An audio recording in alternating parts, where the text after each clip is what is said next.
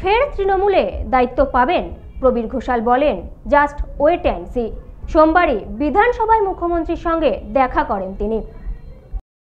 মুখ্যমন্ত্রী আমাকে পুনরায় দলের হয়ে কাজ করতে বলেছেন, এটা আমার কাছে যথেষ্ট সম্মানের। তৃণমূলে যোগদান করে একথা বললেন প্রবীর ঘোষাল। সোমবার বিধানসভায় মুখ্যমন্ত্রী মমতা বন্দ্যোপাধ্যায়ের সঙ্গে দেখা করেন প্রবীর ঘোষাল। মুখ্যমন্ত্রীর সঙ্গে তার কিছু কথাও হয়।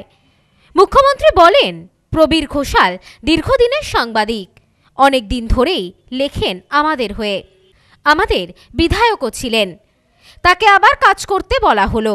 মদন মিত্র তো আমাদের সাথে আছেনই।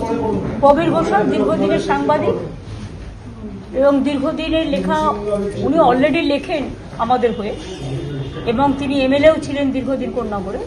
তিনি আবার তাকে কাজ করতে বলা হলো, অনুরোধ করা হলো, সেই আবেদনে সাড়া দিয়ে উনি এসেছেন। 2016 সালে উত্তরপাড়া বিধানসভা থেকে তৃণমূলের টিকিটে জিতে বিধায়ক হন প্রবীর ঘোষাল। মেয়াদ শেষের দিকে তৃণমূলের সঙ্গে সম্পর্ক খারাপ হতে থাকে।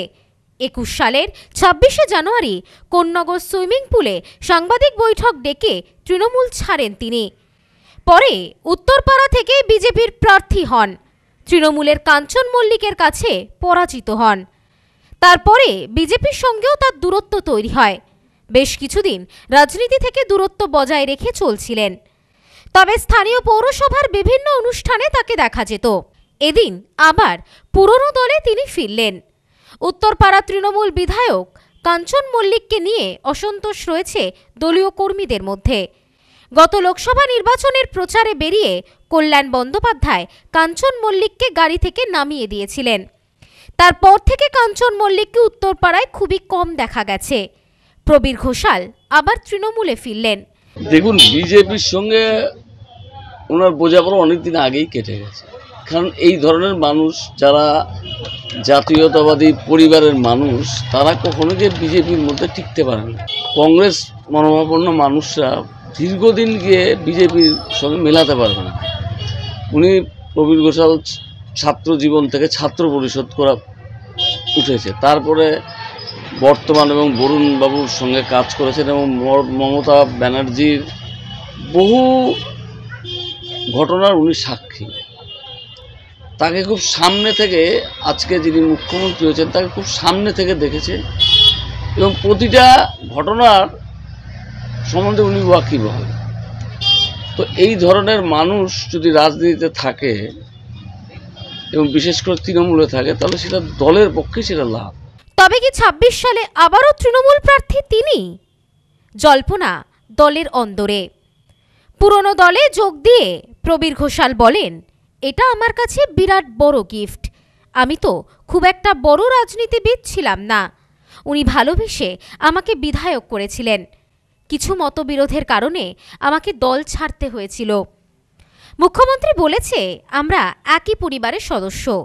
মাত্র কয়েকটা মাস একটু কথা হয়নি, বাকি সব ঠিকঠাকই আছে। উনি অনেকদিন ধরেই আমাকে যোগদান দেওয়ার কথা বলেছেন। আমার যোগদানে স্থানীয় রাজনৈতিক জগতের লোক থেকে আমার বিধানসভা কেন্দ্রের সবাই খুবই খুশি।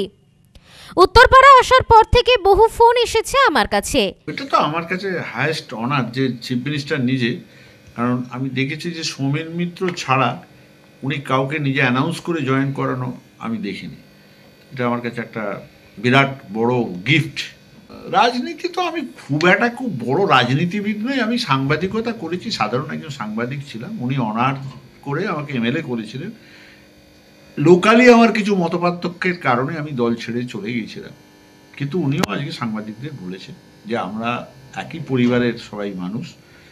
কয়েক মাস একটু আলাদা হয়েছিল, তাতে কিছু অসুবিধা নেই। প্রবীরদা লেখালেখি করছিলেন, আমরা উনি অনুরোধ করেছিলেন, সেই অনুরোধে সাড়া দিয়েছি। এই তো ব্যাপার। এমনি ঠিকই আছে তো। আমার কাছে একদম নির্বাচন কোনো প্রায়োরিটি নয়। আমার সঙ্গে মমতা ব্যানার্জির অনেক দিন ধরেই কথা চলছে। আমি করছি করবো বলছি, উনি অনেক দিন ধরে বলছেন জয়েন করুন। তা সেটাও হইলো আর কি। এটা এইরকম কিছু নয়, কিন্তু উনি আমায় খুব অনার করেছেন, সেটা আমাকে মনে রাখতে হবে। দলের কি কোনো বিশেষ দায়িত্বে আসছে? না, এখন কিছু সেসব কথা হয়নি। দল কি দায়িত্ব দেবে সেটা প্রাথমিক আলোচনা হবে বুধবার তৃণমূল ভবনে আমাকে বৈঠকে ডেকেছেন দলের সভাপতি সুব্রত বক্সী। সেখানে খানিকটা আলোচনা হতে পারে কি কাজ করব না। এই বিষয়ে বিজেপির নেতা প্রণয় রায় বলেন, প্রবীরবাবু 2021 সালে ভোটের 1 মাস পর থেকে তৃণমূলের সঙ্গে ছিলেন। তৃণমূল নেতাদের সঙ্গে মঞ্চ শেয়ার করেছেন। উনি তৃণমূলই ছিলেন।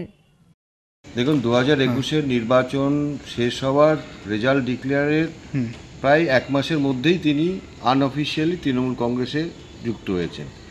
এই কোন্নগর উত্তরপাড়াতে একাধিক মঞ্চে তৃণমূলের যারা চেয়ারম্যান, এমনকি কল্যাণ ব্যানার্জির সাথেও মঞ্চ শেয়ার করেছে। সেই জন্য এটা কোনো নতুন বিষয় না। আমি জানি না যে দেবাংশু মনে হয় এখনও কালীঘাটে শুয়ে আছে, সেই জন্য কালীঘাটে আর যেতে পারেনি। বিধানসভায় গিয়ে দেখলাম উনি মুখ্যমন্ত্রী জয়েন করেছে বলছেন, কিন্তু আমাদের কাছে তো এটা কোনো নতুন বিষয় নেই। এবং উত্তরপাড়ার যারা সাধারণ মানুষ তারা একাধিকবার ওনাকে তৃণমূলের মঞ্চে দেখেছে। ব্যুরো রিপোর্ট, নিউজ স্নোম্যান্সল্যান্ড, কলকাতা। বাঙালির সেরা উৎসব দুর্গাপুজো একেবারে দোরগোড়ায়, তাই তো সেজে উঠেছে আদি মোহিনী মোহন কাঞ্জিলাল। নতুন নতুন কালেকশনে সাজাবো গোটা পরিবারকে। আর তাই তো সেজে উঠেছে আমাদের বনগাঁ শাখা, শিমুলতলার মোড়, যশোর রোড, আদি মোহিনী মোহন কাঞ্জিলাল।